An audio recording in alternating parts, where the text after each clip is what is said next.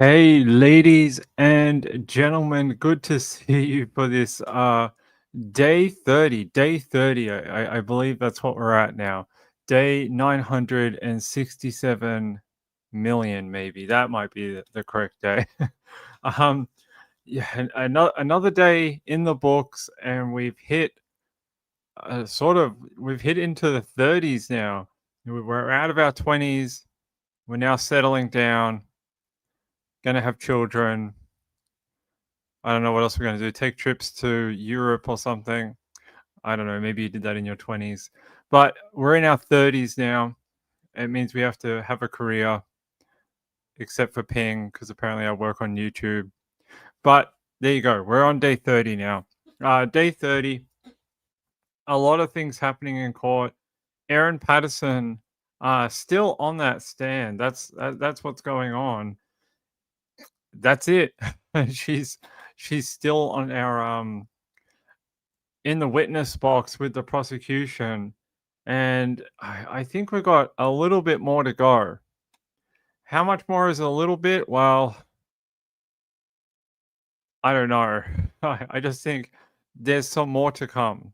How many days, how many hours? I'm not 100% sure. But I just feel like from the line of questioning that we've had, it could go on a little bit more. All right, let me get set up. I actually was fiddling with my notes application because I noticed that because I rewatch all my shows on Erin Patterson to make sure I don't say anything stupid, which I'm inclined to do quite often. So I always watch them back to make sure my information is correct, and I haven't said anything in the notes that I'm worried about. So I noticed that when I was reading my notes, it would like blaring white screen on my face, and I was like, "Wow, you look like one of those campfire, you know, evil monsters that they, with the torch under your face." So I was like, "I have to fix that. I have to find a way to make that better." So I have found a way to make that better. This will be the first night that we're using it. All right. So I'm just going to set this up. Actually, I'm a little worried. Normally, I'd wear the glasses because they help. Um, Actually, that feels weird when you take them off. Normally, I'd wear the glasses because they help quite a bit with the screen.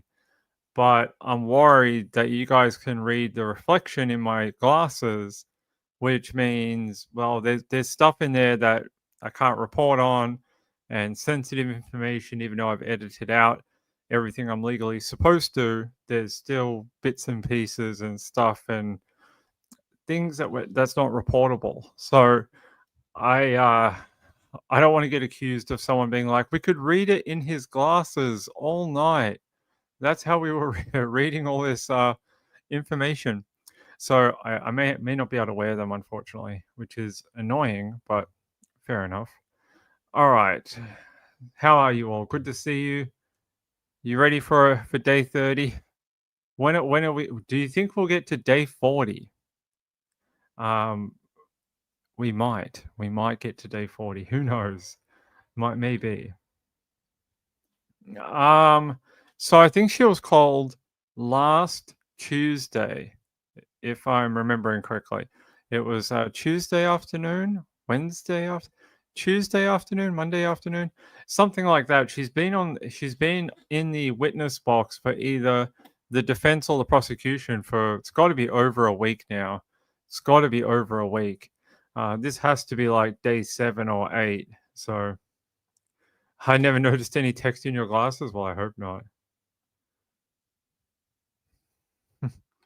Hey, you can never be too careful. Hey, I don't want any contempt charges. I'm good.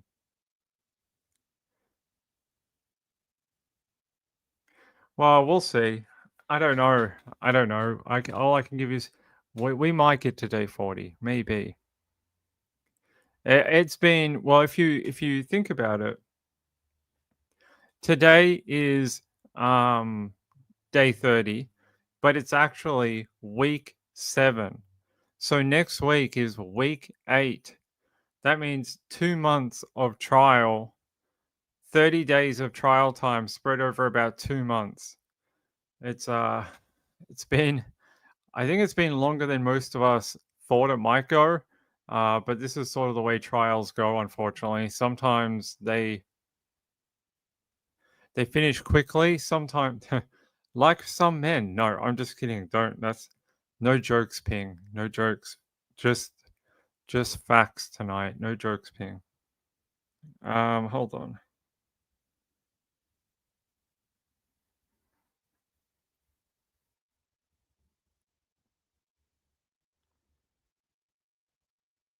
Okay.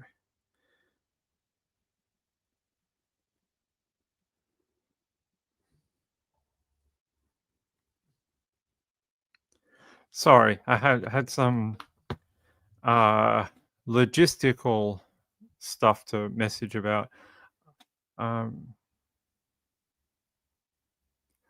Yeah, I mean, this is sort of your civic duty, right? When you get brought in and you get selected for a jury of a case that is this big, this well known, media saturation is so immense. I think you have to have it in your mind that things may not go to plan, things may run over time, and you could be you could be there longer than what was like anticipated. And that's sort of what's going on right now. We're sort of in that uncharted waters sort of territory right now. Okay. Sorry. Haven't seen Joe Neal lately. Maybe he banned himself. That could have happened. That could have happened.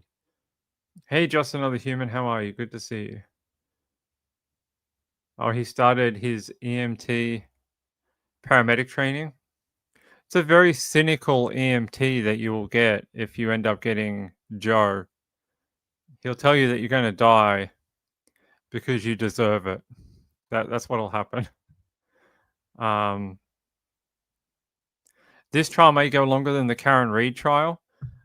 Look, I don't think so. I think. Wait, how long did Karen Reed go for? Karen,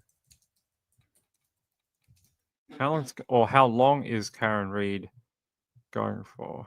Well, they're on day 29. So their day 30 is today in America. So they're sort of like racing each other right now. Australia versus America right now. Two different trials, both both in the day 30-ish. They're racing each other. Who's going to get to a verdict first? Who knows? Your guess is as good as mine. I have no idea. We'll see. We'll see. In years to come, someone will write a book called the Erin Karen Reed Patterson Omnibus Edition book. They will. They'll write like an omnibus, and it's like it'll be about this thick. It'll be that thick, and it'll have 9,000 pages. It'll be the world's longest true crime book in the world. Two 8-week trials condensed into one omnibus edition. Maybe. Maybe. According Yeah, well, I know there's two people writing books for the Erin Patterson trial, so I don't know what they're doing. I haven't spoken to any of the authors, but I've seen them around. I've seen them in the gallery. I've seen them other places. I haven't spoken to them though. I will say hello to my friends at SBS though. Hello to my buddy at SBS. Hello to my other friend at The Guardian. I like these two people. They're probably my favorite people from the trial. Hugney says, I look forward to discussing Erin Patterson after the verdict. Me too. Me too. I have many things I would like to talk about. I'm sure she does. I don't think that's. I don't think Sherry Papini can tell the truth if it smacked her in the ass and called her Sally. I don't think she should even know. She'd be like, "Oh my god, SA." They'd be like, "No, no, it's okay, Sherry. It's just the truth." And she'd be like, "Oh my god, no, I have to file charges." I could do an audio book. I don't know if anyone would want to if anyone would want to read it, or this is an audio book. Basically, what we did with the trial, this is an audio book. It's an audio anthology of 30 days of the Erin Patterson trial. That's what it is. All right. Okay. So today we started off, we had a lot of information today about, well, a lot of it was about Sally Ann Atkinson. So if you remember her evidence, we're going to get into that in a moment. But part of it, was this question here, and I want to bring this up, okay? If I can get to it. All right. So this is Nanette Rogers, and she is asking Erin, and this is the question. Your evidence to this jury is that you used individual eye fillet steaks because you could not source a single long eye fillet log. Erin says, yeah, I couldn't find one in Woolworths. That's right. Nanette says, I suggest that that's not true. And Erin replied, it's true. And they said here, I suggest you could have sourced a whole eye fillet portion from one of the various supermarkets or butchers in Leongatha or Currumbara. Erin says, I may have been able to. I don't know. And they say here, but you chose, I suggest, individual portions of eye fillet because you wanted to serve individual portions of beef Wellington.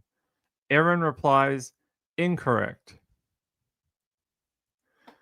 They ask her, when discussing preparing this beef Wellington with your friends online, you never discussed adding wild or forage mushrooms in that meal. Erin says, yeah, I don't think there was any discussion about mushrooms at all. Sorry, guys. They say, if you were planning to add wild or forage mushrooms, you would have mentioned it. Erin says, I have no idea. I was not planning on adding foraged mushrooms. They say, well, what about dried mushrooms from an Asian grocer? Erin says, I don't know. I didn't tell them everything I did with every meal I prepared in my house at every step. And they say, I suggest that your only plan for the beef Wellington was to ensure that death cap mushrooms were added. Correct or incorrect? Erin says, incorrect.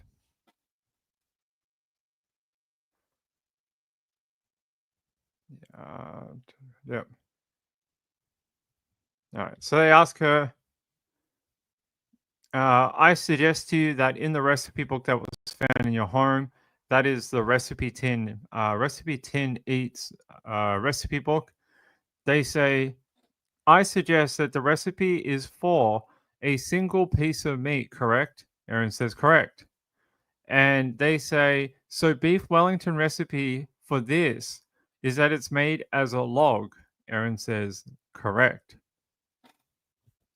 They say, you have already given evidence that you made individual Wellingtons.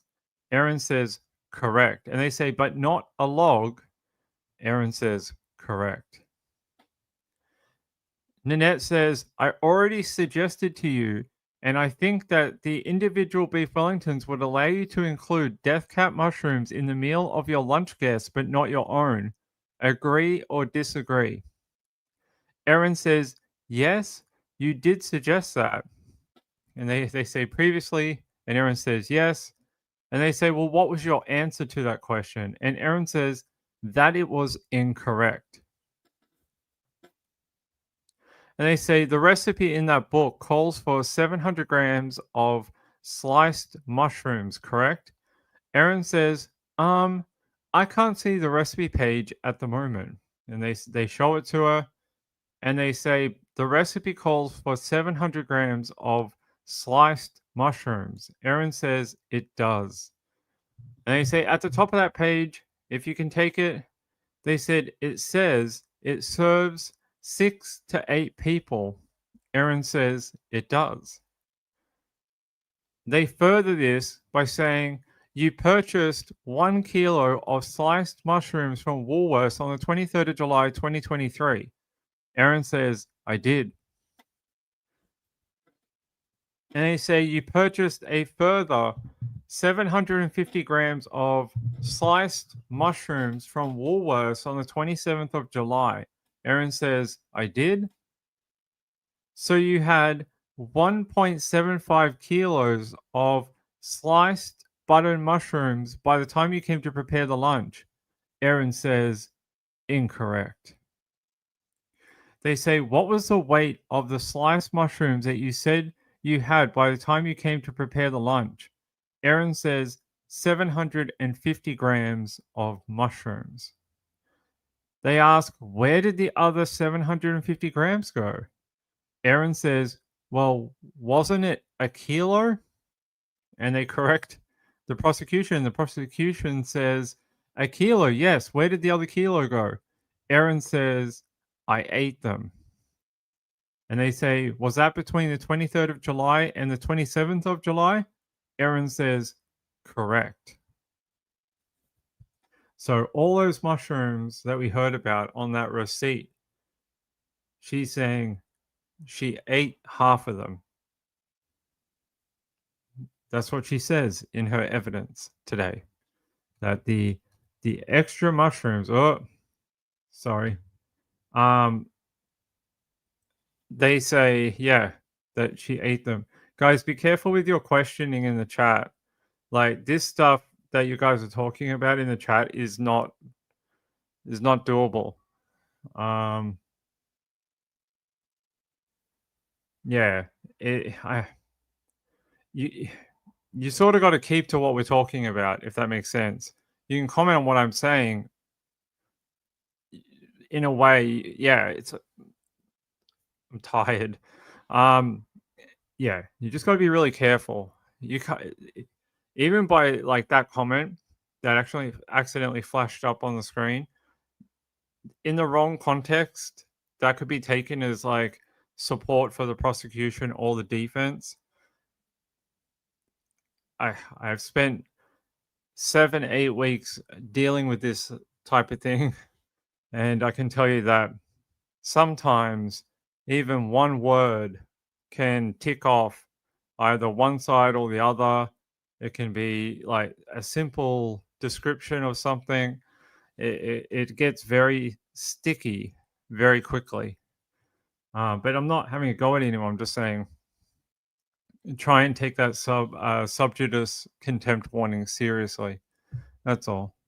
I shouldn't bring them up on the screen either. That's my fault. All right. They say here, where did the other kilo go? She says, I ate them. They said, had you told the jury that previously? Erin says, I don't know. And they say, I suggest that is an untruth. Agree or disagree?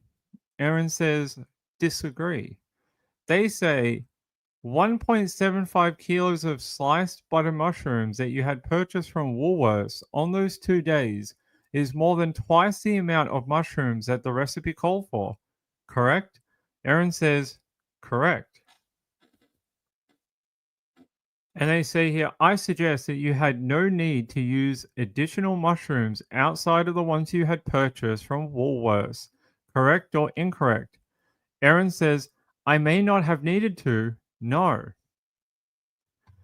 And they say the mushrooms that you did include in the meal smelled very unpleasant, didn't they? Erin says, I don't remember them being unpleasant, no. They follow this up and say, the mushrooms you included in the meal had a strong smell. Erin says, they did. Is it your evidence that the smell was not unpleasant? Erin says, I don't remember thinking that the smell was unpleasant. And they ask her here, you chose what to serve to your guests for lunch, correct? Erin says, that is correct. You were solely responsible for obtaining and preparing the ingredients, correct? Erin says, for the main course, yes. They say, apart from the fruit platter and the cake. Erin says, yes. You never mentioned to the lunch guests that the beef Wellington contained dried mushrooms from a Chinese grocer. Erin says, we didn't discuss any of the ingredients. They say you never mentioned to the lunch guests that the beef Wellington contained wild forage mushrooms. Erin says, I didn't think they did at the time. Dun dun dun. So she says, yeah, sorry guys. All right. There we go. Yeah, so she says, you never mentioned to the lunch guests that the beef Wellington contained wild foraged mushrooms. Erin said, I didn't think they did at the time. They say here, in Dr. Webster's evidence, and they say, I asked you some questions about this yesterday. Was that when you first presented at the Leongatha Hospital, he asked you where you got the mushrooms, and his evidence was you said at Woolworths. Erin said yes. And they say, and yesterday you disagreed that you had said that. Erin said, that's correct. Well, actually, no, I agree that I said Woolworths, but I disagree what the question was. They say Dr. Webster's evidence was that you said Woolworths, and that was it.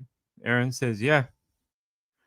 They say in relation to where you got the mushrooms, Erin says, that wasn't the question I remember him asking. And they say, that's right. We went through this yesterday. And Erin says, that's correct. They did. They say, I'm really just trying to kind of make sure that I understand your evidence about Dr. Webster. This portion of his evidence. Erin says, correct. I was just responding and I said that I disagreed that I said that, and that I'm saying that I disagree with what it is that he said, not what I said. So they say, so your evidence is that Dr. Webster is mistaken when he says he asked you where you had obtained the mushrooms used in the beef Wellington, and you replied Woolworths, and that was it. You're saying he's mistaken about that. Erin says he's mistaken about the content of my question. Yes, of his question. And she says, yes. They say, in any event, you make no mention of using dried mushrooms to the doctor. Erin says, that's true. No mention of an Asian grocer to Dr. Webster at that point. Erin says, that is true. And they say one of the Patterson family gave evidence about ringing you up on the 31st of July while this person was at the Dandenong Hospital. You remember that evidence? And she says, I do. They say he asked you where the mushrooms had come from, and you replied they were fresh mushrooms from Woolworths and dried mushrooms from a Chinese grocer or supermarket in the Oakley area. You remember him giving that evidence? Erin says, yeah. I don't remember him saying supermarket, but it's probably irrelevant. But the rest, yes, I remember. And do you agree that you told him those things? Erin says, yeah, I did. Yep. And they say, this is the first time that you mentioned using dried mushrooms in the lunch, correct? Erin says, correct. You mentioned the location concerning the purchase as being in the Oakley area, correct? Erin says, I said possibly in the Oakley area, yes. So they bring her back to previous evidence.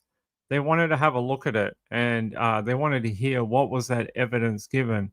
And the question then was, what did she tell you? As in, what did Erin tell you? And it says, she mentioned that there were fresh mushrooms from Woolworths and that there were dried mushrooms from a Chinese grocer or supermarket. I'm not exactly, they said they're not exactly of the exact words, a Chinese shop in the Oakley area. And they say, was Erin specific about it being in the Oakley area? And the answer from this person giving evidence was, it was more a general sort of vague, broad answer rather than a specific one. And they say here, hold on.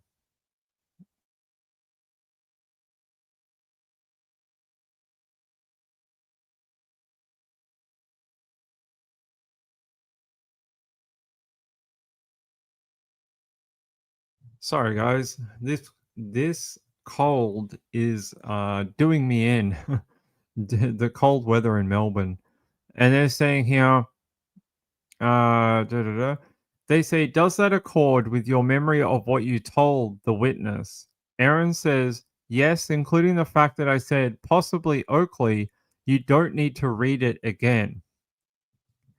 Nanette says, there wasn't the word possibly in that evidence I read out. Erin says he didn't say the word possibly, no, but he did indicate that it was vague, general, rather than being specific. They say this witness told you he was with Don in the hospital and they had toxicology people who wanted to know where the mushrooms came from. Remember that evidence? And Erin says, I do. They say he told you that. Erin says he did. And you knew how important it was to be truthful and accurate. Erin says, I did. And they say Don's health was at stake, was it not? Erin says, it wasn't something he said to me, but I mean, that would be obvious if someone is in a hospital. And they say, this witness made it clear that he was with his father in the hospital, correct?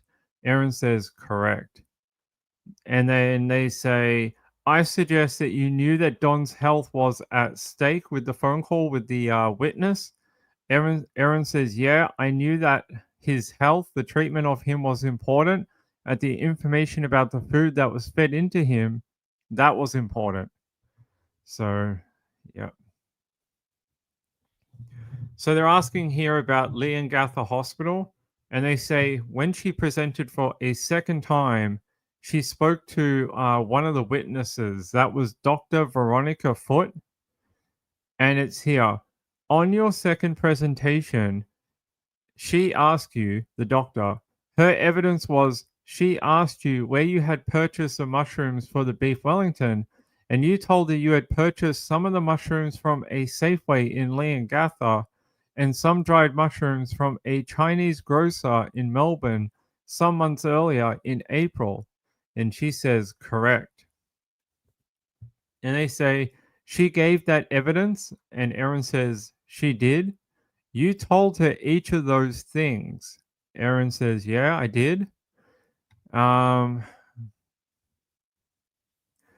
They say, I suggest to you, you had some time to think about your story in the intervening period, correct or incorrect? Erin says, incorrect. They're talking about the time before when she went to the doctor the first time and then came back. They're saying in that intervening period, you had time to think about your story. And Erin says that's incorrect. They say you added a detail to this account concerning the mushrooms from the Chinese grocer I suggest to you. Erin says incorrect. And their data purchased by you, correct? Erin says incorrect. They say you did not tell the doctor this, correct or incorrect? Erin says I did not tell Dr. Webster. No. They say Dr. Connor McDermott was the toxicology registrar at the Austin Hospital at the time.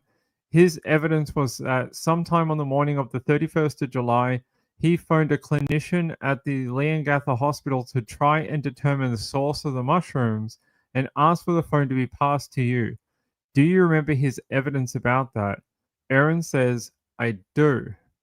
He asked you where the mushrooms had been obtained, and you said that they had been bought unbranded, pre-sliced butter mushrooms from Leongatha Safeway or Woolworths. You no longer had the packaging and wouldn't be able to find the packaging. So that was his evidence. Do you agree? Erin says, yes. And you told him the things they just read out. Erin says, yes. You also told him that you had bought in April dried mushrooms from a Chinese food store in Oakley. Erin says, I thought I said Oakley and Glen Waverley to him. And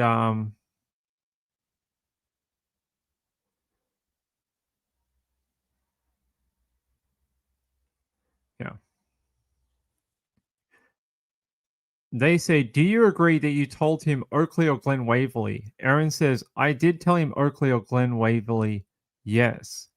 You understand that Dr. McDermott was a doctor trying to get information to help with the care of the guests. Erin says, I did. I suggest you did not take up his offer of trying to locate the store when he read out names. Erin says, I don't remember doing that, but given I didn't remember where I'd purchased the mushrooms from, reading me a list of names of shops wasn't going to be helpful.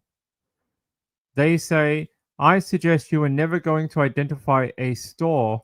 Agree or disagree? Erin says, disagree. They say here, Dr. McDermott's evidence was that he asked you if the original packaging of the mushrooms from the Chinese food store, if you had the original packaging of the mushrooms from the Chinese food store, and you said you did not. Erin says that is correct. And that he gave that evidence. Erin says he did. And you said to him that when he was speaking to you on the phone, Erin says, if he asked me that question, I would have said that, yes. Nanette Rogers says, I suggest you did not have the original packaging because there was no original packaging. Agree or disagree? Erin says, disagree. They say the mushrooms that were contained in the beef Wellington were not from an Asian grocer. Agree or disagree? Erin says, disagree. Yeah. So now they move to some evidence from a paramedic, was the person who transported Erin to Monash Hospital. And they say here, you told her and her partner that you'd purchased dried mushrooms from an Asian grocer in Melbourne. You are unable to recall where. And in addition, you said that you get the regular mushrooms from Woolworths. Erin says that is correct. Did you tell her that you had purchased dried mushrooms from an Asian grocer in Melbourne? Erin says, I didn't have any conversation with her in the ambulance, but I was talking to Darcy about it. They say here, her evidence was that while she was present, she heard you say you'd purchased the dried mushrooms from an Asian grocer in Melbourne, and you were unable to recall where. Erin says, yes, I think I said that to Darcy. Yes. Nanette says, I suggest that's a lie, correct or incorrect. Erin says, incorrect. All right. Give me a sec. I need a drink. Hold on.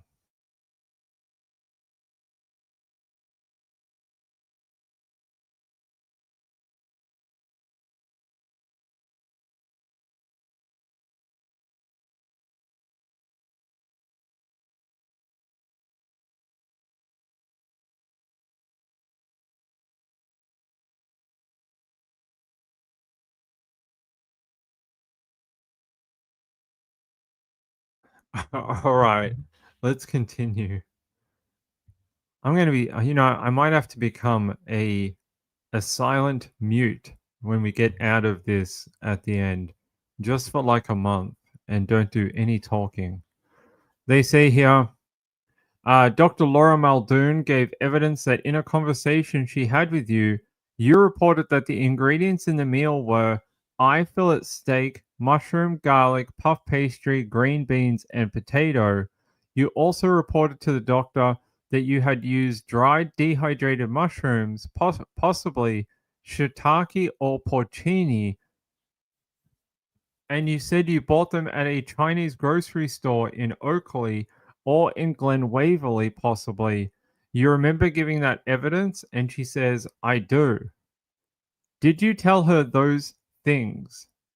And Erin says, They say, I'm happy to break it down if you need to. Erin says, you don't need to. I did tell her those things. They say, I suggest that was a lie that you told them, that you had used dried dehydrated mushrooms you bought at a Chinese grocery store in Oakley or Glen Waverley. Erin says, incorrect. And they say, when Dr. Muldoon asked you about the packaging of the mushrooms from the Asian grocer, you told her that you did not have it, and that was Dr. Muldoon's evidence. Erin says, it was. And did you say to Dr. Muldoon that you no longer had the packaging? Erin says, I would have. Yes. They say, I suggest that was an untruth as well. Erin says, incorrect. Incorrect.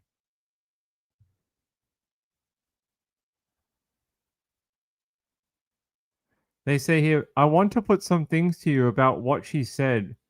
And they're talking about here Professor Rhonda Stewart's evidence. And they say, I want to put some things to you about what she said. First, her evidence was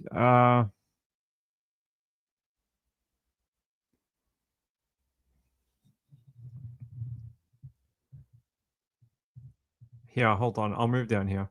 They say, Professor Stewart asked if there were remains of the packet. Do you agree with her evidence? That was her evidence. Erin says, yes. Is it your evidence that you can't remember whether or not you said that to her?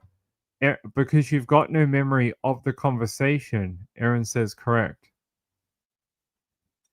Professor Stewart gave evidence that you said that the mushrooms had been in a sealed packet, but that you had opened the packet and put them into another container, so the packet was gone. Do you remember that evidence? Erin says, I do.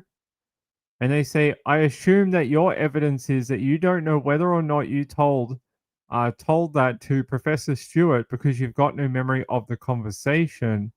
Erin says, correct. They say here, Professor Stewart's evidence was that you told her that the store was either in Oakley or Glen Waverley, and you might recognize the shop if you drove past it. Do you agree that was her evidence? Erin says it was. They say, again, is your answer the same, that you don't remember whether that is true or that's what you told her because you can't remember the conversation? Erin says, correct. Professor Stewart gave evidence that you asked her why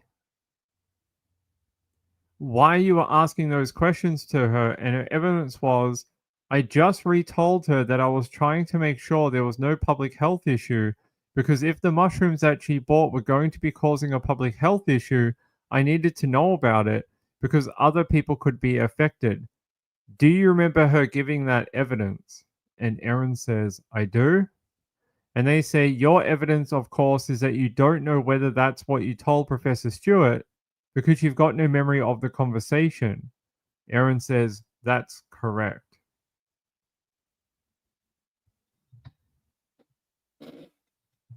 They say, did you tell Miss Cripps that you had used dried mushrooms from an Asian grocer in Oakley or Clayton? Erin says, I thought I said Oakley or Glen Waverley, but I may have said Oakley or Clayton area. I can't be sure about that. They say, in any event, I suggest that your story about the Asian grocer is a lie, correct or incorrect. Erin says, correct, you did say that. Miss Atkinson contacted you by phone on Tuesday, the 1st of August, while you were at the Monash Medical Center at 8:33 a.m. Erin says, she did. You told her certain things, including about your symptoms, correct? Erin says, I did. And the ingredients for the lunch that you served on the 29th of July, correct? Erin says, correct. You were aware that she was from the Department of Health. Erin says, I was.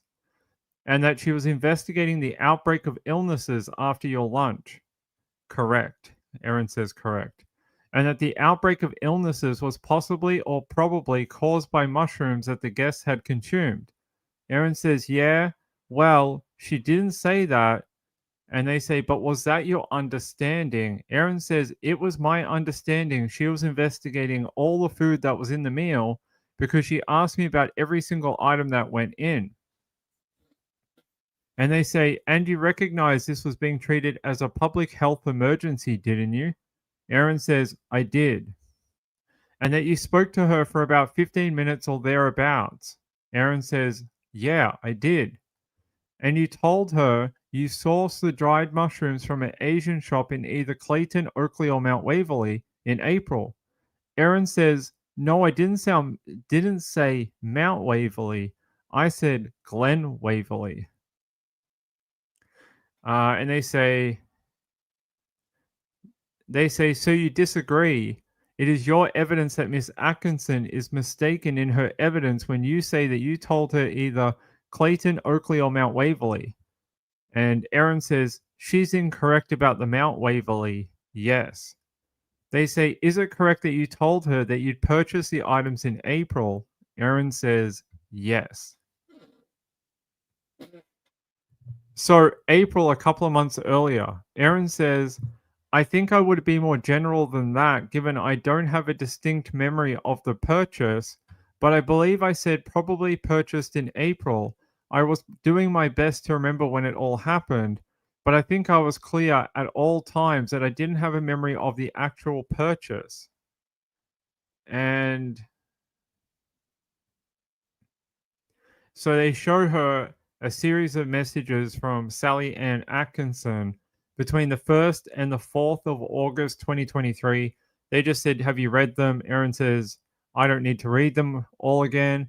They say, are you familiar with them? Erin says, I am. And they say, so these were the texts that you received from Sally Ann Atkinson over the period. Erin says that's correct. Received and sent. And they say, and these were your responses. Erin says, correct.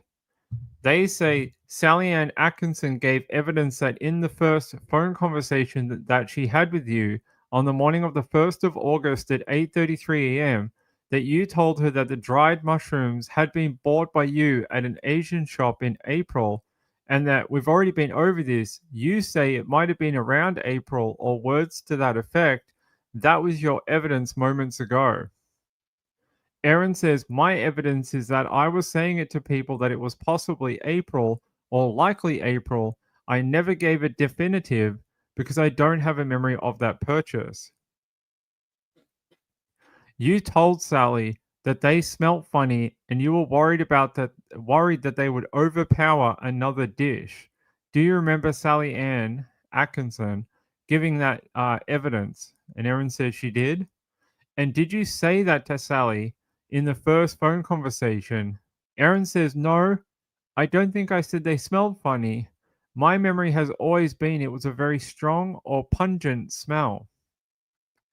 And they say, so is it your evidence that Sally Ann Atkinson is incorrect that when she gave her evidence that you told her that they smelled funny? Erin says, yeah, yes, she's wrong about that word. And they ask her, her evidence was that you told her you put them in a Tupperware container. Erin says, yes, that's true.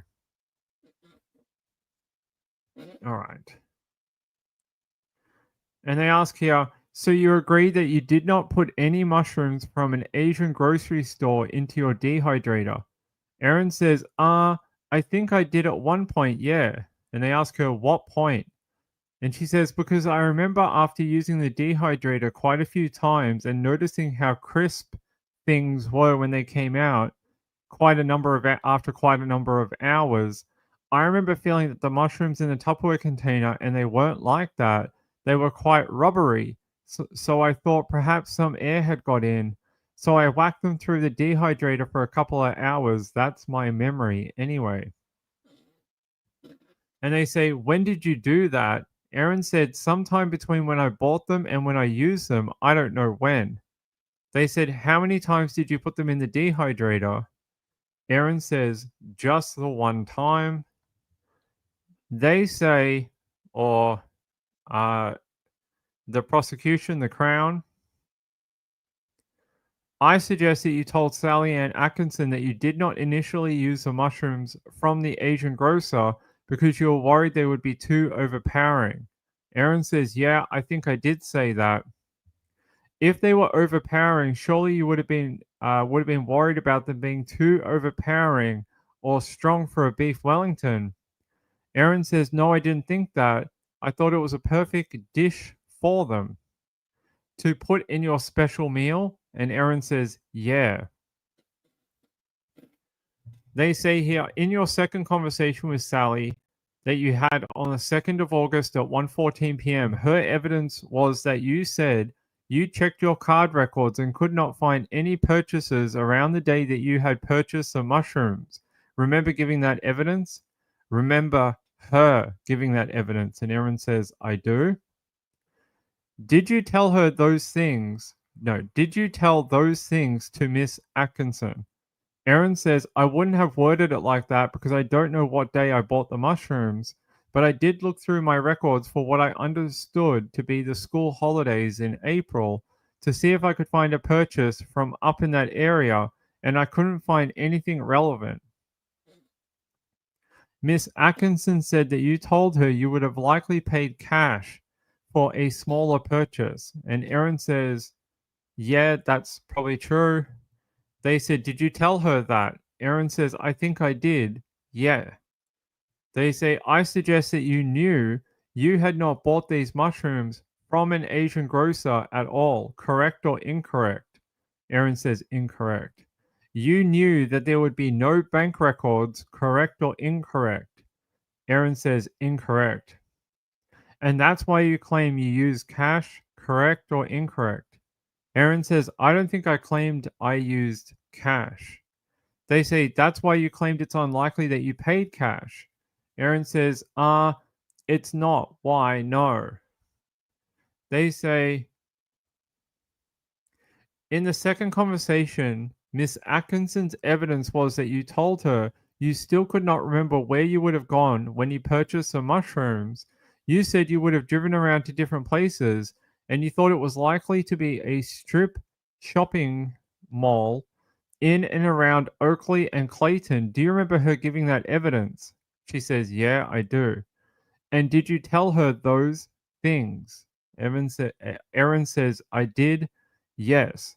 "There's no mention of Mount Waverly in there." Erin says, "Yeah, I'm sure I would have included Glen Waverly in that conversation, but I could be wrong about that." And they say, "But there's no mention of Glen Waverly." And Erin says she doesn't record a mention.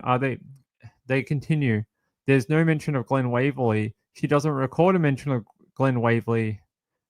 Glen Waverly. Um, Erin says she doesn't record a mention of Glen Waverly, but I don't remember if I did say it or not.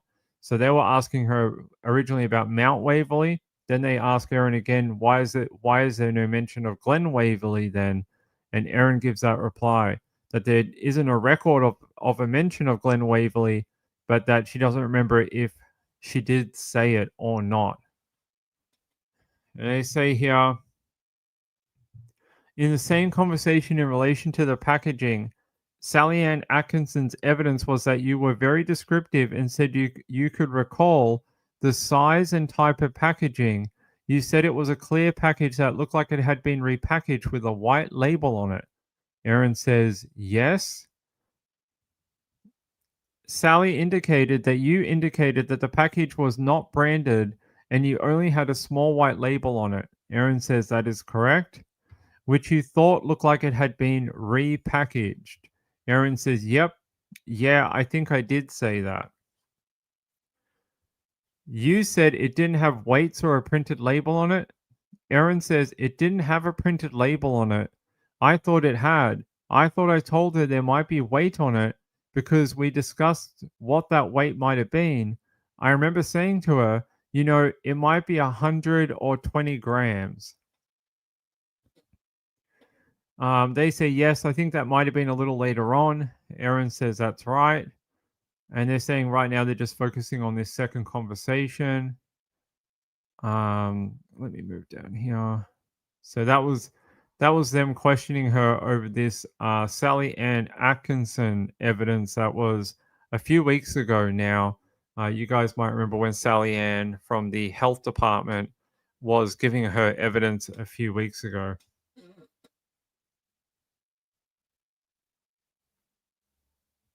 Hey, Penguin.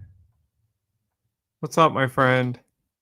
I can't send you PayPal. Oh, that's all right. Don't worry. I hope Mrs. Ping is recovering. Good luck with the trial. I don't know if I need any luck. I'm not the one on trial. I'm just going to the trial. I need luck for Mrs. Ping's health. That's what I need. Sean says hit the like button. It really helps the channel. It does. It does. It does. It does. Thank you to both of you. I appreciate it. Here, put this up here. You guys are both very helpful. Oh, hey, look who it is. No, why did I put that up? Well, I'm going to send them to you, Hello. If they come after me, I'm just going to send them to you, okay? I'm just going to send them on your way. Hella says we had a mayor called Sally Ann Atkinson.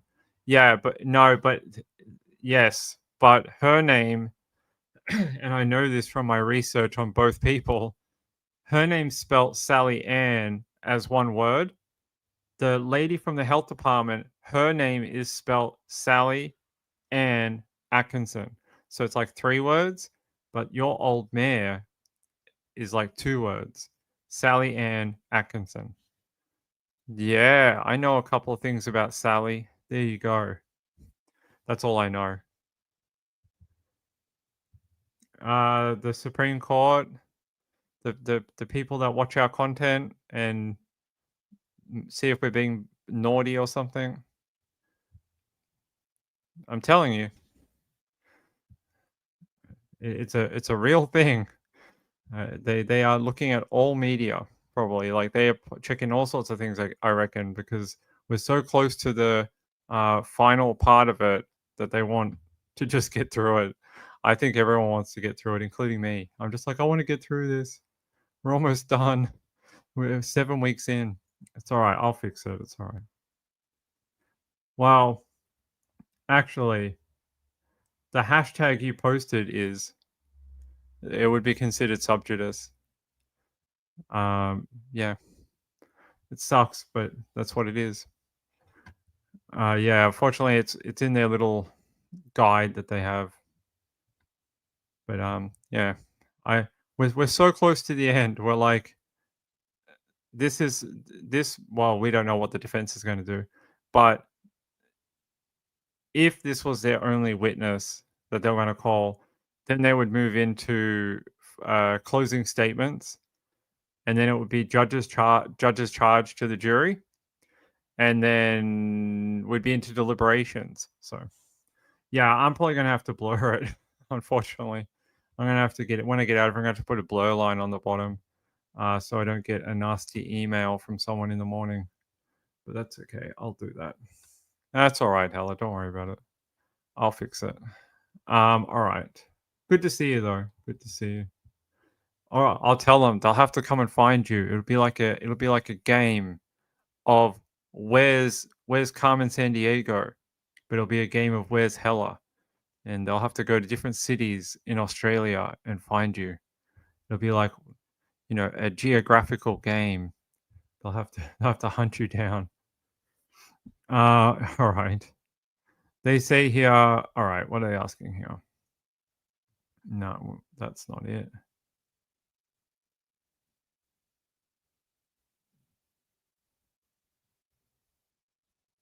All right.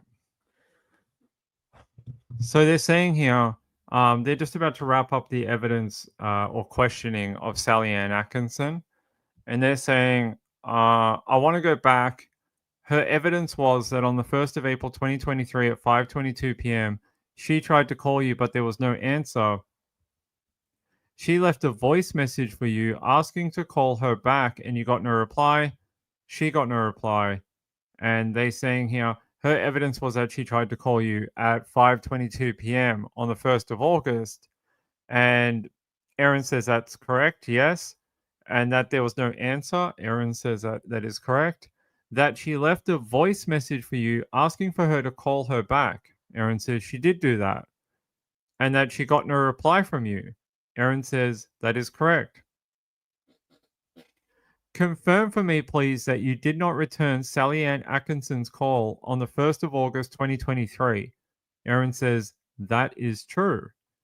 They say on Wednesday, the 2nd of August at 8:56 a.m., Sally's evidence was, I tried to call Erin, there was no answer, and I left a voice message asking her to call me back as I had further questions and I got no reply. That was her evidence. And Erin says, yes. You did not return her call at all that day on the 2nd of August 2023. Erin says, no, I did. No, I did. I spoke to her in the afternoon. They said you did not return Sally Ann Atkinson's call that day on the 2nd of August, correct? You did not ring her. And then Erin says, are you saying I didn't physically? And then they say, okay, sure. And she says, I didn't type the numbers in. That's true. And they say, and you didn't text her after you had received her voice message on the 2nd of August at 8:56 a.m. in the morning. Erin says, no, I didn't text her that morning. No.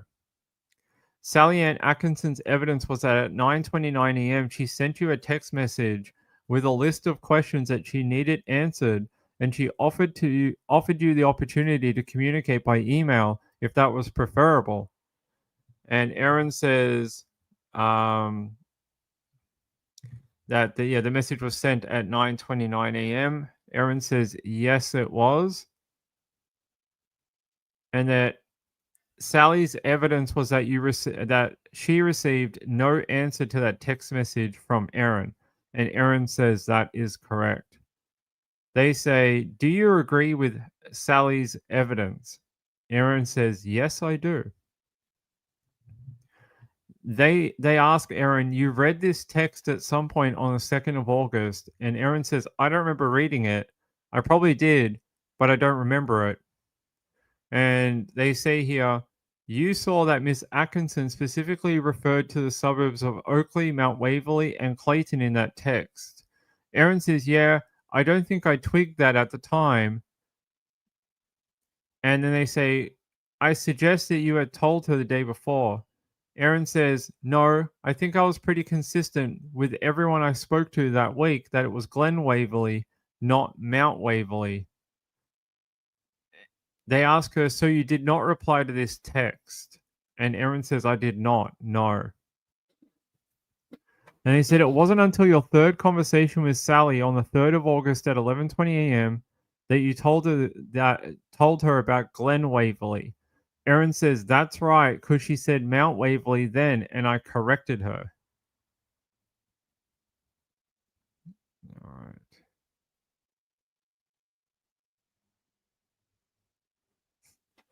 Okay.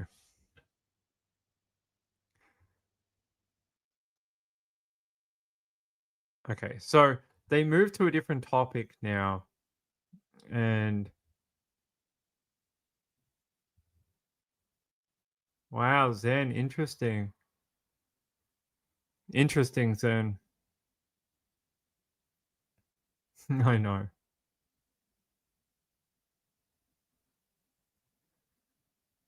That's very interesting information, Zen. Email me sundaywithping@gmail.com. Email me more about what that is. It's got nothing to do with the trial and nothing to do with the notes, but I'm interested. All right. So they move on to a different part of evidence, and this evidence is this is the Erin Patterson police interview. So I ran you through that. So I ran you through from top to bottom the entire thing. I wrote all my notes for it, and I walked you through the entire thing. So you guys heard every word that was said in that police interview with Erin on the 5th of August. We did a video on that about 2 weeks ago. So this is about that, and it's here. And it was Erin's answer during that police interview. And it says, I've been very, very helpful with the health department through the week because I wanted to help that side of things as much as possible because I do not, because I do want to know what happened. So I've given them as much information as they've asked for and offered up all the food and all the information about where the food came from. So you agree that's what you told police in the record of interview on the 5th of August? Erin says, I do. And they say, the prosecution suggests here, I suggest you weren't very helpful to the department at all. And Erin says, I was trying to be. They say that was untrue. Erin says, incorrect. The prosecution says, in fact, you sent them on a wild goose chase trying to locate this Asian grocer, correct or incorrect? Erin says, incorrect. And they say, initially you were not very responsive to the Department of Health. I think that's been your evidence. Erin says, no, it's not my evidence. The first time she rang me, I answered and spoke to her for 15 minutes. And they say the first time on the 1st of August, 2023 at 8:33 a.m., Erin says correct. They follow that up with, but then you didn't respond to some of the other text messages that they sent, correct? Erin says correct. I think we have established why that was already. The prosecution says, I suggest that the reason that you didn't answer some of those texts from her was because you did not want to be pressed for details about the Asian grocery store. Erin says that is incorrect. And they say, because that story was not true, Erin says incorrect. It was a lie that you had used dried mushrooms from an Asian grocer, correct or incorrect? Erin says incorrect. And that you lied about the source of death cap mushrooms because you knew you were guilty of having deliberately poisoned your 4 lunch guests. Erin says incorrect. All right.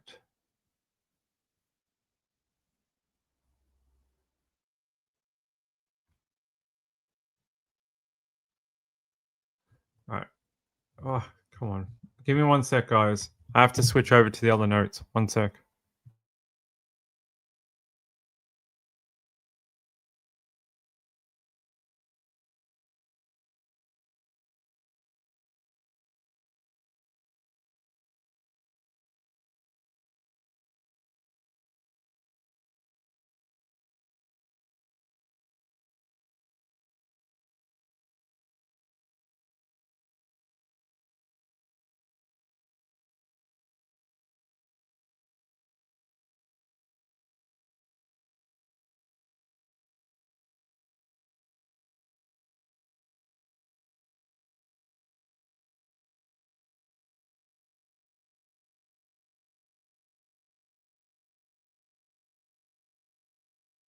All right.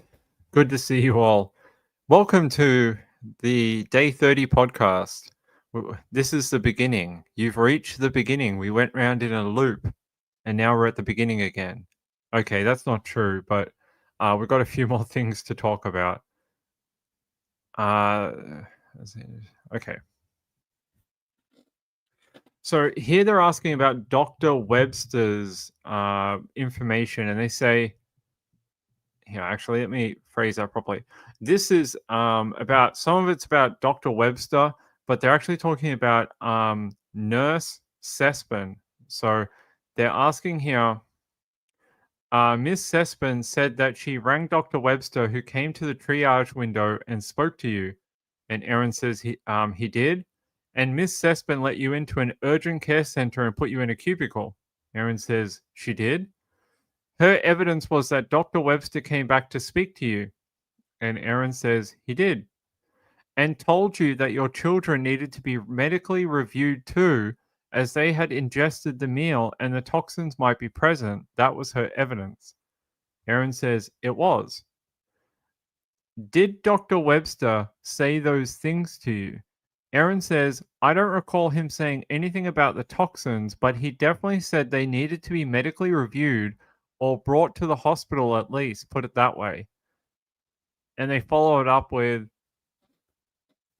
as they had ingested the meal, and Erin says yes. Her evidence was that at this point you became emotional and you were saying that if it was necessary, that your kids didn't eat the mushrooms, they didn't have any symptoms, and so on. Erin says that's correct. They said, I may have asked you this yesterday, but please tell me. But I suggest that you ask Miss Sespin or Dr. Webster, is it really necessary because they don't have symptoms? Is this in relation to your children? Erin says, yes. And they said, did you say that? Erin says, I probably did, yes. And you said you didn't want the children to be stressed or panicked about being pulled out of school. Erin says, that is correct. The prosecution says, I want to suggest that surely the last thing you would have been thinking about if you thought genuinely that your children had potentially eaten a fatal poison, that you'd be worrying about whether they'd be panicked or stressed about being pulled out of school. Erin says, I didn't think they'd even eaten a fatal poison because it was made clear to me that the issue was the mushrooms and they had not eaten the mushrooms. The prosecution says, I suggest that you would have wanted them to have immediate medical attention, notwithstanding on your claim that they hadn't eaten the mushrooms. Erin says, I wanted to understand the concern and the risk to them. The prosecution said, I asked you questions yesterday about Dr. Webster, and you have just referred to his evidence. He spoke to you on the 31st of July. I also asked you questions about his evidence that you appeared to be reluctant to inform the children, and he said that it was important that they be medically assessed. And Erin says, yes. He said in his evidence was they can be scared and alive or dead. And Erin says, yes. Erin says, you loved your children. No. The prosecution say, you loved your children, correct? Erin says, I still love them. When Dr. Webster told you at 10 a.m. that the children could die, you must have realized it was really necessary to get them to hospital, I would suggest. Erin says, oh, I didn't think that was a real risk at the time. And they say here, and you did not take immediate steps to make that happen, correct? Erin says, that is correct. And the prosecution follows up with, in fact, you did not call Simon until more than an hour later, correct? Erin says, I don't know how long it was. The prosecution continues and says, your phone records indicate that you did not speak to Simon until 11:13 a.m. that day. Erin says, that's probably true, but I'm not sure whether I tried to call him and he didn't answer. I don't remember. They're saying here, Dr. Veronica Foote gave evidence about seeing you about 10:30 a.m. on Monday. And again, some of that evidence was talked about yesterday. You told Dr. Foote your children had eaten leftovers without the mushroom or pastry. Erin says, yep. You also asked her whether or not blood tests could answer the question as to whether the children were unwell. Erin says, that's not how I remember it. And they ask her, well, how do you remember it? And they ask her, do we need to take you through the evidence? Erin says, no, you don't need to take me to the evidence. My memory is that we did have a conversation about blood tests because I remember asking, is there not a blood test that you can do to find out if death cap mushrooms are the toxin that we've ingested? And I remember her saying something along the lines of, there is a blood test, but it's not going to tell us the answer for days. So we treat for the worst case scenario. That's the gist of what I remember of that conversation. Did you ask Dr. Foote whether or not blood tests could answer the question as to whether your children were unwell? Erin says, not in relation to my children, no. The prosecution says, I suggest that you did ask Dr. Foote this and you disagreed. Correct, Erin says. I suggest that you asked her this not because you were concerned about your children, but because you wanted to know if blood tests might confirm that the lunch guests had consumed death cap mushrooms. Erin says, I think that's what I just said to you. Yes. All right, let me go down here. All right. So they're talking about a different person now. This lady's name is Cindy Munro, and they ask her here. They say Cindy's evidence was that you told her that you had scraped off all the mushrooms off the meal that you fed to your children on the Sunday night. Erin says, yeah, she did say that. You told her that you had fed leftover beef Wellington to your children, correct? Erin says, I don't think that was the conversation that we had at midday for the reasons I already told you. The prosecution says, I suggest that you lied to each of these medical personnel: Kylie Ashton, Miss Sespin, Dr. Chris Webster, Dr. Veronica Foote, and Cindy Munro, that you lied to each of these people about your children eating leftovers of the beef Wellington. Agree or disagree? Erin says, I disagree. The prosecution says, I suggest that you were reluctant to have your children medically assessed. Agree or disagree? Erin says, initially I was, but not, uh, but but for not for too long. I agreed they needed to come in, and I arranged for that. The prosecution says, I suggest that you were initially reluctant because you knew they had not eaten leftover beef Wellington from the lunch. Erin says, incorrect. You knew that their lives were not at risk. Correct or incorrect? Erin says, incorrect. Elaine Spencer was the driver of the ambulance taking you from Leongatha Hospital to Monash Medical Center, and we touched on her evidence. She tells Erin, and Erin says we did. I suggest that you also told the paramedics, her and her colleague, that you fed the children leftovers with the mushrooms scraped out. Erin says, I'm sure I did. Her evidence was that you stated that you had scraped out the mushrooms from the beef Wellington as they were fussy and did not like mushrooms, and that was her evidence. Erin says it was.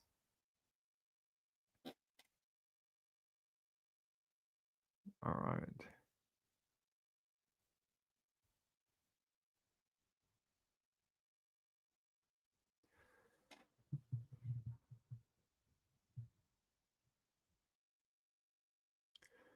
Yeah. Yeah. So they're talking about Dr. Laura Muldoon now, and they're saying that Dr. Muldoon saw you at 4:30 p.m. at the Monash Health Emergency Department, and that her evidence was that she told you. Her evidence was that you told her that you did not present to the hospital prior to the morning of the 31st of July because you thought you had a case of food poisoning. Erin says, yeah, I didn't say that. They ask, what do you mean you didn't say that? Erin says, no, until I got to Leongatha, I thought I had gastro. So they say, so Dr. Muldoon is wrong in her evidence when she says that you told her you did not present to hospital prior to the morning of the 31st of July because you thought you had a case of food poisoning. Erin says, correct, she's wrong. The prosecution says, I suggest that you did say that to Dr. Laura Muldoon. Correct or incorrect? Erin says, incorrect. And that the food poisoning that you mentioned derived from the lunch. Agree or disagree? Erin says, disagree. I suggest that you went ahead and supposedly fed your children the leftovers, minus the scraped off mushrooms and pastry, on the Sunday night. Correct or incorrect? Erin says, incorrect. And they said the same lunch that you'd eat in the previous day. Correct or incorrect? Erin says it was the same lunch. Yes. And they say, even though you thought you had food poisoning, and they say, I understand that you disagree with this. Erin says, correct. Even though you thought you had food poisoning from the same lunch. Erin says, I didn't think of that. All right, let me see. Yeah. They say, I suggest that you told well over a dozen people, including your son and your daughter, health professionals, child protection workers, police, and a friend, that you had fed your children the same meal that you had served at lunch on the 29th of July, 2023. Erin says, oh, I was pretty clear it was the same meal minus the mushrooms and pastry, so not the same, but yes. They continue and say, but isn't it the fact that on Sunday, the 30th of July, You found out that at least Don and Gail were unwell. Erin says, yes, I did find out about that. So why did you proceed to feed the same meal to your children when you knew or suspected that the meal that you had served had made them ill? Um, Erin says, I don't know or suspect that. They say your son gave evidence in his evidence that you told him that Gail and Don were not well. Do you remember that evidence? Erin says, I do. You told that to your son. Erin says, I'm sure I did. On Sunday night. Erin says, I don't know when on Sunday. I don't know when I told him that, but I did tell him that. Um,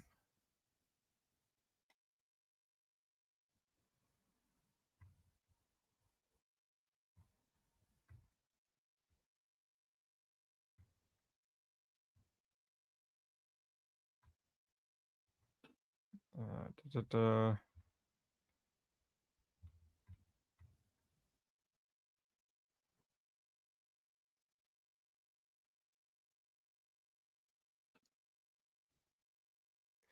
So this will be the last bit here, I think. They say here.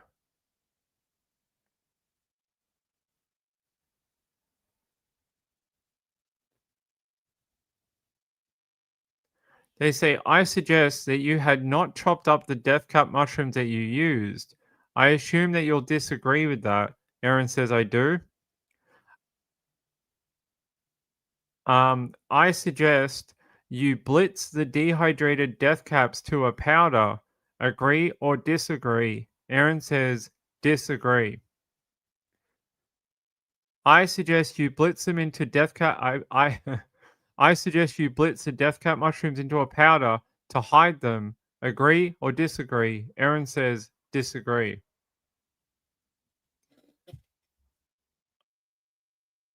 They said, just as you had been hiding powdered regular mushrooms in the muffins you gave to your daughter to see if she could notice them, agree or disagree? Erin says, I did that once. Yes. All right. I think.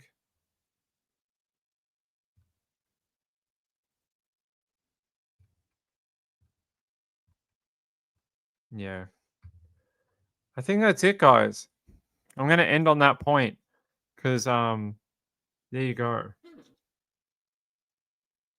Hold on, let me double check something. I heard my phone buzzing while we were all talking. Oh, wow. Oh, you guys are all stupid kind. Stupidly kind. Stupidly kind. You guys are very sweet. I don't want to read these people's names out though. I feel bad. Hold on, let me check. Oh, I didn't get another person's name, unfortunately. Um, well, one of them is my friend Robbie. Robbie, thank you so much. That is very kind. The other one is my friend Sean. I appreciate it. The middle person here, I don't want to read out your name, so I'm just going to say JL. JL, thank you so much. That's really kind. I'll read this out. Oh, I know who this is. Oh, okay. Now I feel bad. I'm not going to read out your chat name because then people might be able to associate the two, and I don't want to do that to you. They say, I appreciate the efforts you put into the podcast. Best wishes for Mrs. Ping's recovery. I know it's a difficult time. You have to be patient. Thank you. I really appreciate that. That was very generous of you. I appreciate that. Helps out a lot. I can tell you that just with everything going on, it's been a little bonkers. It's been a little crazy to try do a live trial, think of all the laws, have a sick wife in a hospital for multiple weeks and several surgeries and things like that, and try juggle them all at the same time while also trying to keep my house in order, which is maybe been one of the biggest challenges actually.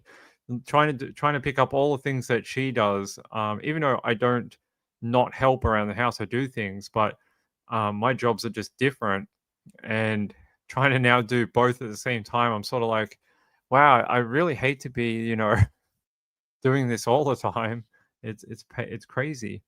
JDR said, how is she doing? Look, a few hours ago, she passed the 72-hour threshold. That's a good thing. I would say she's been more chirpy, alert than she was last week. Last week when she went through the first surgery, she declined as the week went on. She started off really like talky and sort of just got worse as the week went on. This week she seems to be going up.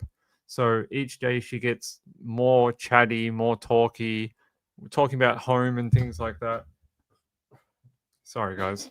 Sorry if you heard that. Um yeah, so first 72 hours are over.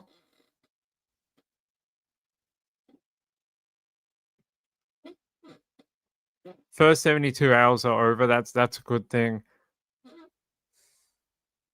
Yeah, first 72 hours are over. That's sort of like the main part that not the main part, but it's like the real big danger zone.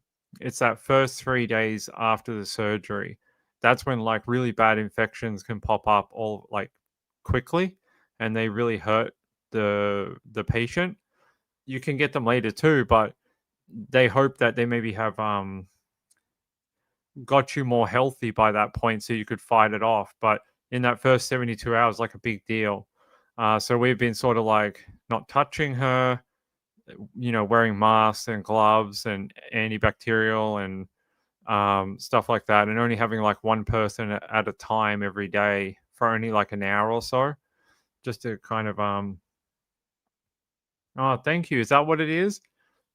Well, her surgeons visited this morning and they said they were happy with her wound healing, and they said that looked really good.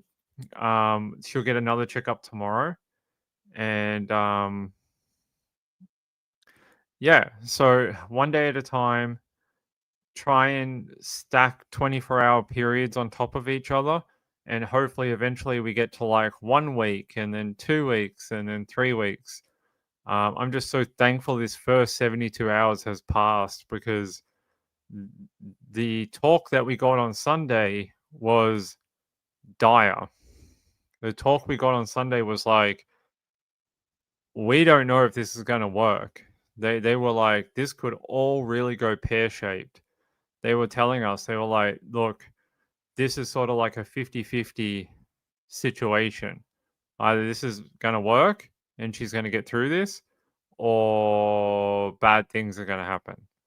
And they were like trying to prepare us. They're like, hey, just understand that because they did the first surgery and then it went so poorly, they had to do the emergency surgery. They're like, she's in such a weakened state right now that they're like, the surgery again could actually kill her. So it's been a hell of a roller coaster, I can tell you. I really wish the trial and the medical stuff didn't happen at the same time. I was hoping that maybe one would end and then we do the other, but it seems to be that we have to just do both at the same time. I'm hoping eventually one of them will end. Which one? I don't know. But I'm hoping one of them will end eventually, so all my concentration can go to the other one. So Jay says, can you explain what's happening in the diagnosis? No, I'm not going to go through what the diagnosis is, but I will just say that she's had some severe surgery. Uh, it was to fix an existing issue, but it actually caused a bunch of other issues in the surgery that she had, and they had to go back in and fix it all. So that's all. That's all it is. Yeah, no, I know. I know. It's just for privacy reasons, but she just had some very invasive open surgery. Like, yeah, extremely invasive, extremely dangerous, high risk surgery. So, so yeah, it's unfortunate. So she had one surgery like a week ago, not week ago, about 11 days, about 11 days ago, and we thought it was all done. We're like, oh my god, it's done. They successfully did the surgery, which was complicated. It was an 8-hour surgery, and we were like, "Great! Oh my god, marathon surgery!" They completed it. They somehow did it, and we were like, "Oh my god, we're so thankful." And then throughout last week, we noticed that instead of going like this, she just went like that. And we were like, wait, why is she declining? It doesn't make any sense. She should be going up and getting better. And they found out that one of her internal stitches, so she had an internal stitching, it actually broke open during the week. And unfortunately, you know what happens if you break an internal stitch that they do on an organ. So you can imagine what that might do to the inside of your body. And they had to go back in and fix it. So, oh, it's been a roller coaster, I tell you. I am looking forward to some time off. I am actually seriously thinking of going on holidays. When I can get her home and finish with the trial, I am looking at going on holiday for 2 weeks. Just going away somewhere and chilling the F out for a couple of weeks.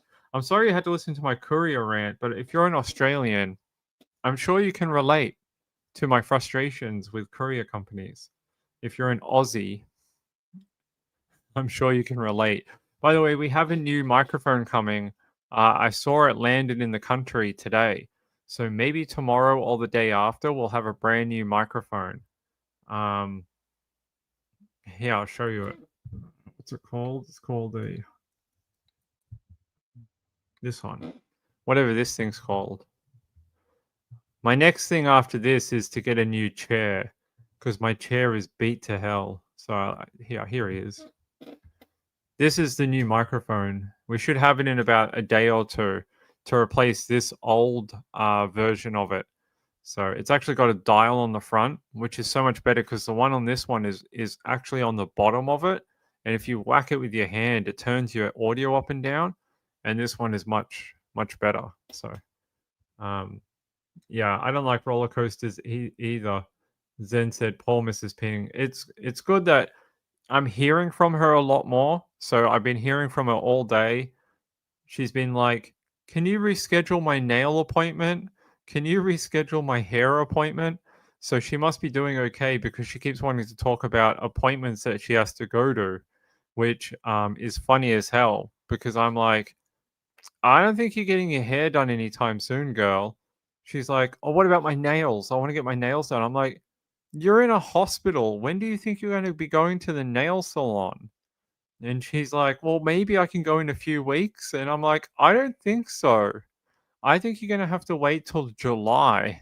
And she's like, "Can we make it for the end of June?" And I'm like, "No, I don't think you can do that." I was like, I think you need some time at home and to rest and don't worry about your nails. We'll get it done. It's so funny. And she's like, "What about my hair? I need my hair done." And I'm like, maybe in July. Maybe in July you can have it done. But so that's good news that she thinks she's going to get her nails done and her hair done. Well, she has special nails. I don't know what the difference is. Jay, that's a good idea. She has dry shit. Well, she took everything with her. She took moisturizer, cleanser. They're the only two I know the names of. Whatever the other bottles of crap that girls use, I don't know what they call it. Stuff that they put on their face and wash. I don't know. Um, she's got funny nails. I don't know what it's got some coating on it it's gel coating, but it's got a weird name and they're really, really hard. So you have to go to a salon, I think, to get it done. I don't think you can do it yourself. At least I don't. You need like a UV light and it makes it like really hard or something. I don't know. Ask her. I don't know what that means, but yeah, hit the like, please. Yeah, gel nails, some sort of gel. They call them, what is it called? Hold on.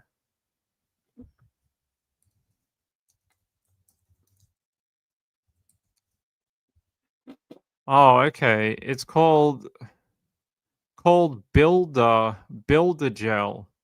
I don't know what that is, but that's what she has. Yeah, they sort of look like this, I guess.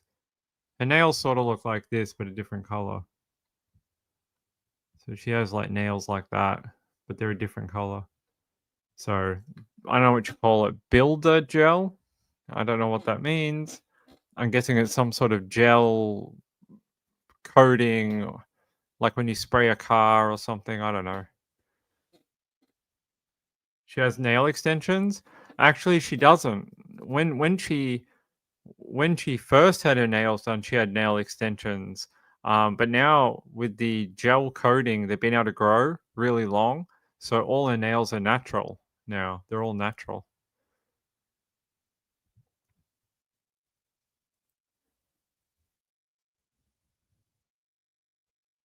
Oh, I think my eye is almost healed. It's almost done. So I appreciate it though. You're probably correct. Yeah, me too. I thought they would have to take them off. Me too. Zen said, "Is it SNS nails that Mrs. Ping has?" I think they're called Builder Gel. I don't know what that means though. Natural claws. Yeah, she has natural nails now, which is great because she's one of these people that bites her nails, and by putting the gel on it, she's not been able to bite them, and she's actually got long nails, which is first time I've ever seen it in many 2 decades. 2 decades. She's actually got long nails. She's always had like really short nails, but now she's got really long nails. So, but don't feel to have clean scalp. Yeah, she can't have like a full shower yet, so she's been using other methods. But yeah, she'll very much enjoy when she can get some hot water and soap and things like that. She'll like it. You old headbanger. That's right. That's right. You can still file them and give them a bit of a polish. I'll see if she wants to. I bought her like a light. You can plug it in and you can paint your own nails or whatever, and then you put your nails under it, and then it's got LED lights or something. I don't know. I got it from Sheen or something. JDR said nails and hair are nothing compared to health. Yeah, that's what I told her. I said get healthy first, then we'll talk about nail appointments. Okay. And she's like, "Can we go out to dinner in July when because we got tickets to see Nikki Glazer in July?" And she's like, "Can we go out to dinner?" I'm like, "What do you mean go out to dinner? You're in a hospital. What do you want me to do? Abduct you from the hospital?" And she's like, "No, but what if I am out? Can we go to dinner?" And I'm like, "Sure, we can go to dinner." I'm like, "Okay." I think she's just trying to find things to like latch onto, like, for hope. Like, she's like, "I hope I can go to this. I hope I can go to that. I want to go to this." So I'm like, "Sure, you want to go get some dinner? Sure." I don't know what she can eat yet. Um, but we'll see. We'll see. Sorry, my eyes are getting really sore. I've been looking at a screen all day. So if you don't know what these are, these things, everyone always asks me like what my glasses are. These are for reading. They're purple something, and they reduce glare on the screen, and they help with people that get tired. What do they call it? Dry eyes and like tired eyes from like reading text all the time. And I've found it does help. For me, I found these actually help a lot, and they stop like that grittiness in your eyes that you get if you read a lot on a computer screen. And for me, they've been working quite well. I've actually had pretty good luck with them, so that's good because I get the worst dry eyes and um, things like that. Unfortunately, yeah, she hasn't had the jelly as of yet. They haven't given it back to her yet. Book the cafe in. Oh yeah, the Hello Kitty one. She'd love that. Yes, abduct her from the hospital. I'm sure that'd be great. JDR said not only that, but you can wash hair in even in bed. Ah, I'll have to ask about that, JDR. Thank you for that. Hospital jelly. She wants the jelly again. They haven't given it to her this week, but she had it last week. Last week she had wild berry and orange and mango, but she's still on the ice chips at the moment. Still on the ice chips right now. So hold on, guys.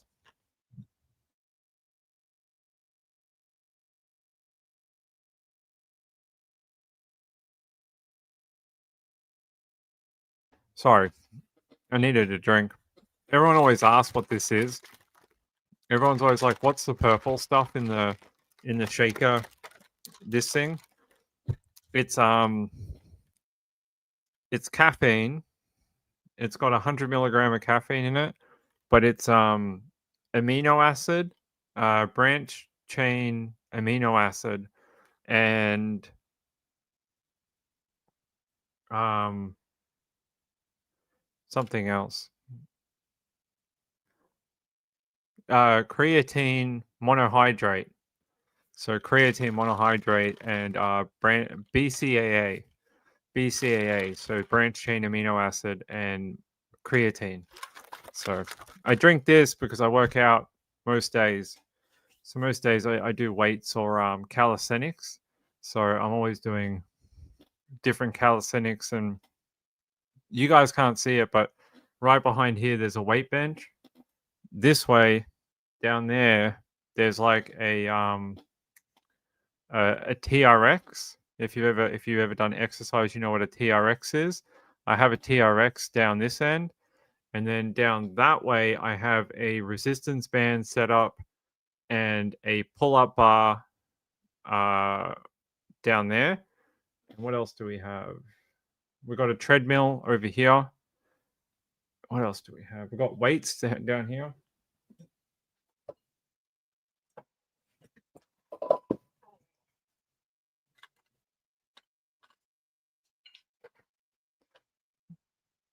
There you go. So my weights, these are adjustable weights. There you go.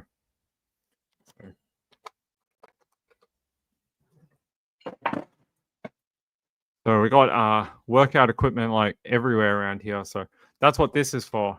This is so I don't get old man aches and pains the next day. The branch chain amino acids helps with muscle rejuvenation. I find if I don't drink it, my arms kill the next day. But if I drink this, it's not as bad. So there you go. There you go. Yeah, I think it did. Hold on. Yeah, I read it out before. I read out your message, my friend. I appreciate it. Hold on. Yeah, I think I got the flat, like the flat, whatever it was. I'm not going to read out how much it was, but thank you. That really helps out a lot. I promise. Actually, the biggest cost I have right now, we sort of got the trial. Well, no, the trial costs a chunk of money every week to get there and get back, but the biggest cost I have right now is actually the hospital trips, because where the stupid hospital is, it's not near where I live, and I can get public transport out there, but getting home after sort of in the evening is a pain in the absolute ass. So most times I have to get a cab back, and it's like freaking expensive. I tell you, it's like, I don't know, 40, $50 every day. Sean said, I chased balls and rackets. I don't know what that means, my friend. Is that I don't know what that means, but sure. Well, I guess if he's a sheep, that might make sense. Last time I exercised, it was on a vibration belt. It was, I don't know what that is. What is a vibration belt? Oh, one of those things that zap your muscles or whatever. Julie said that's rehab in the home. Yeah, she could do her rehab here. We have enough things here where she could just do rehab in my house. So, Julie says, does it contain plants? No, I don't think it contains any. It's not vegan or anything like that. Zen said that would keep you up all night. I am ADHD. So I am ADHD. I've been ADHD since I was 5 years old. Caffeine will put me to sleep like a tranquilizer dart. It's like it's not even funny. I can drink caffeine by the liter and it doesn't do anything. I promise. I could drink 5 coffees and I'll snore like in an hour. It does nothing. Caffeine does nothing. Give me a painkiller and I'll be up all night. I'll be up all night like you gave me a gram of methamphetamine. Give me give me something like this. It does like caffeine in it. I just fall asleep. It's why I don't drink coffee. I don't drink coffee. Don't drink coffee. Don't drink tea. I've never drank a coffee in my life. Ever. I've never drank a coffee. Mrs. Ping likes coffee. I've never drank a coffee in my life. Texas says, hi guys. Hi, how are you? Too Young Ping, it was a machine with a waist belt that wobbled your fat. Supposed to work in the 1980s. You know, while we're having a chat about this just to end the show, I remember my dad had something when I was a kid, and it was this weird thing like you did this with it, like, and then you could go like that, like you could pull it like sort of like this, and then you could grab the other end of it and like push it together. I don't know what it was called, but we always used to play with it when I was a little kid.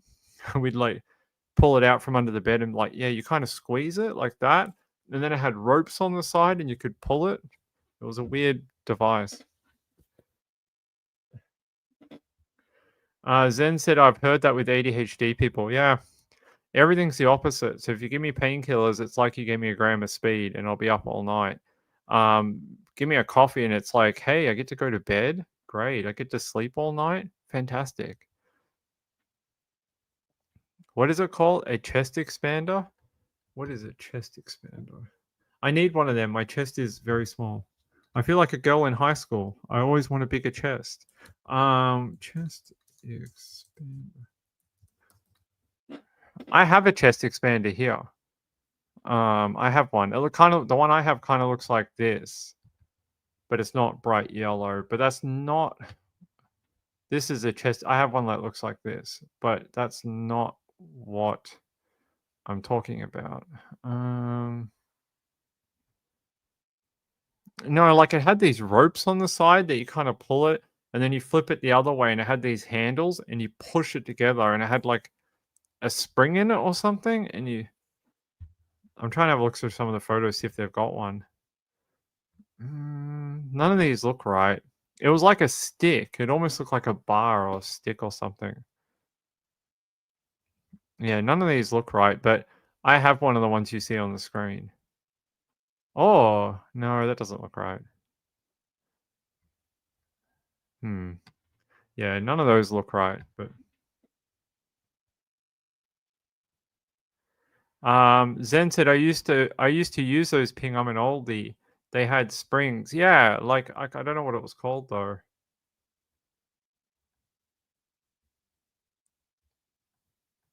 Hold on, let me do one more search. What was it called? Chest.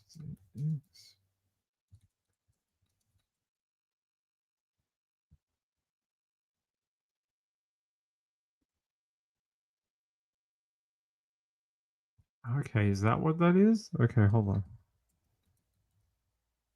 So my searching just then, based on your chest expander, it's this thing. I don't know what the hell it is. They call it a bull worker. This thing. This is what my dad had when I was a kid. But we had like an old 80s version that was like brown and orange and whatever this thing is. I don't know what you call it. But see what I mean? It had the handles at the end where you could like push it in and then you use the ropes to like pull it apart. So it had these two functions to it. Like a girl in high school. Yeah, that's right. Feel bad for girls in high school. I think there's a lot of societal pressure to look a certain way. Even though, no, you guys don't want my thoughts on that topic. That's fine. I think I should keep that to myself before I get a whole bunch of angry women come after me. The Quiet Observer said, I think it was for chest and arms and shoulders. Yeah. I don't know if you could still buy one these days, but your nan had one that she put on the door handles in the late 70s. It's pretty cool. It didn't work. Okay. That's not what we want to hear. We want to hear that they work. Still a chest expander. Okay. Yeah, my dad had one. I don't think I ever saw him use it. I don't think I can remember my dad ever using that thing. I think we used it as children for fun more than my dad ever used it. I can't remember a time my dad ever. Maybe he used it with my mom. Who knows? Maybe it's a sex toy. Maybe that's what it is. Maybe it's a sex toy for 80s people. Could be. I'll have to ask my dad, but I think he's dead. I don't think I can ask him. I haven't spoken to him in 25 years either, so that's not going to work either. The Quiet Observer said that's what they're called, being a bull worker, and yes, you can still buy them. I don't think I need one because I got the calisthenics and stuff like that. What am I doing right now? Oh, we got dip bars. So I've got just behind here, we've got dip bars too. So I have parallel bars, and I really like those because you can do like several different exercises on them. Push-ups, pull-ups. You can do dips on them, reverse dip, all sorts of things. So I know I look like a very small guy, but I work out,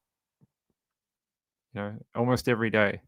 So I know I look like a puny guy. I don't look that built, but I'm 40 years old, so take it take it for whatever you want.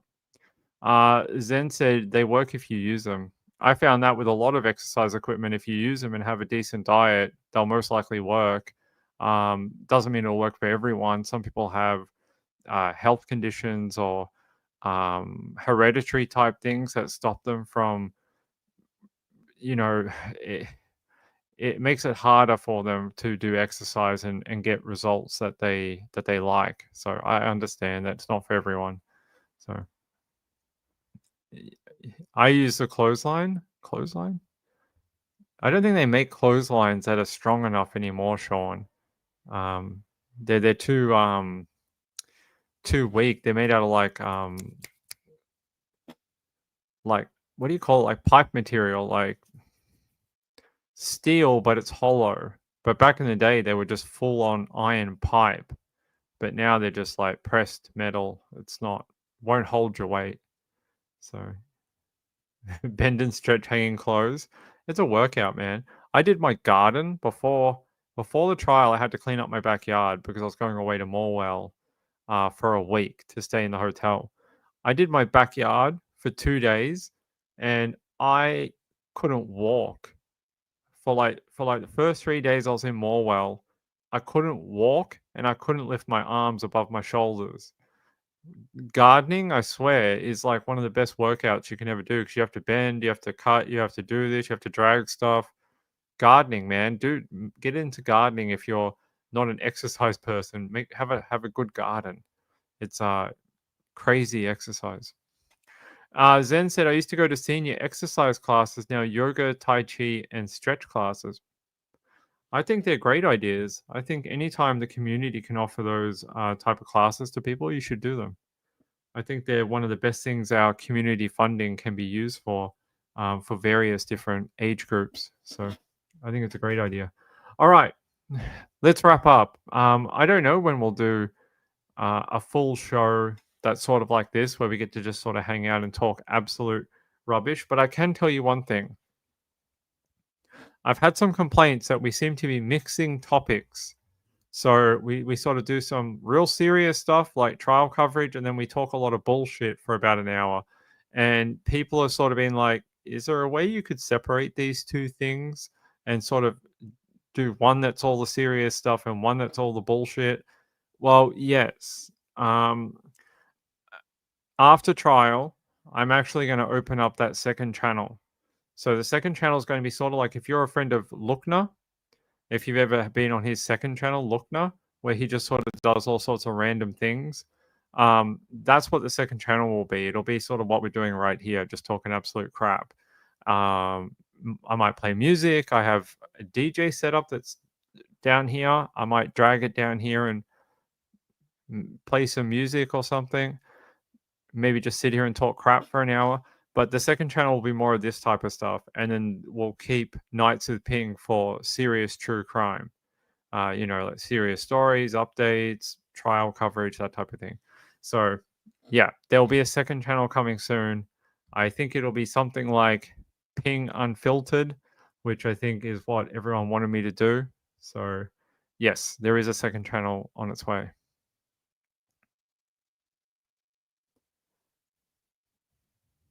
Yeah, that's what I do. That's what calisthenics mostly is.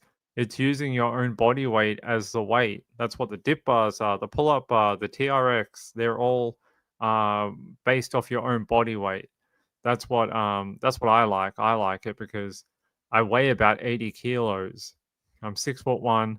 I weigh 80 kilos, and that's a hell of a weight to have to try and pick up and move, especially like a dead weight. It's a lot of. I tell you, when I bought my pull-up bar, it took me 2 months to be able to do 5. When I first got it, I was like, I just don't have the muscles for this. What happened to me? I used to be very strong, and I bought it, and first day I had it, I was like, I don't think I can do any of these. Now I can, but for first first couple of weeks, I was like, I don't know what happened to my shoulders. They just disappeared when I got old. But it takes a little while. But yeah, can lift my own body weight now. No problem. Jay said, sounds like the best of both worlds channels. Yeah, I think it'll just help separate um some of the topics, I think, instead of having them all in one. And I think people might like that a bit more. So they can choose. I can watch true crime, or I can get some relaxing content and just hang out with Ping. All right, let's get out of here. We may have talked for more than we gave any content tonight. So I will see you tomorrow. Hey, thank you for all the well wishes to Mrs. Ping. I really appreciate it. Uh, when I went into this, I was very naive. Well, I think I was naive to the surgery thing, and I think I was very naive to the trial. Both end up being much more difficult than I ever anticipated. Um, but I appreciate all the support. There's no way I could have done this trial without the support of everyone on this channel. There's just no way. It's been longer than I thought. It's been hardcore hours. I mean, you do 6-7 hours of court every day. Then you got to make the podcast, do the notes, and all that. It's insane hours. So because we can't do it live, like so when you have people do the Lori Vallow one, they can just do it on the spot. I can't do that because I have laws and suppression orders and this and if you have an SA case, you have SA rules that you have to follow. There's things under the act. Not saying on this case, just in general. Like there's all these different things you have to apply to different trials and things like that. So it's just, yeah, you can't do that here. So it's a lot of work to prep all the notes and things like that. So, hey, I love you all.